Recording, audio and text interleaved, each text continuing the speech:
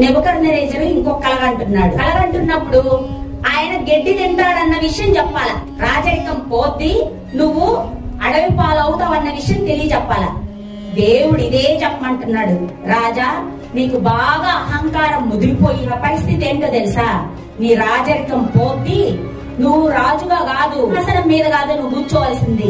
నిన్ను దేవుడు అడవిలోకి పంపించి గడ్డి తినిపించబోతున్నాడు అని ధైర్యంగా నిలబడి చెప్పాడు. మనకెవరైనా ఉద్యోగం పెడితే ఉద్యోగం పోద్ది, మనం ఎందుకు చెప్పాలా అని అనుకుంటాం. ఎవరి దగ్గర అయినా మనం ఆశ్రయం పొందినప్పుడు వాళ్ళు చేస్తున్న తప్పులు మనము చూసి చూడనట్టుకుంటాము. తప్పని మన మనసుకు కళ్ళకు కట్టినట్టు కనిపిస్తున్నా కూడా చేస్తుంటాము.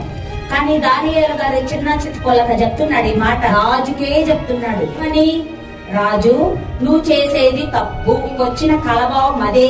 నువ్వు దేవుడు తీసుకొని వెళ్ళి గడ్డి తినిపించబోతున్నాడు, అడవిలో ఉండబోతున్నావు అన్న విషయాన్ని ముక్కు సూటిగా చెప్పేశాడు.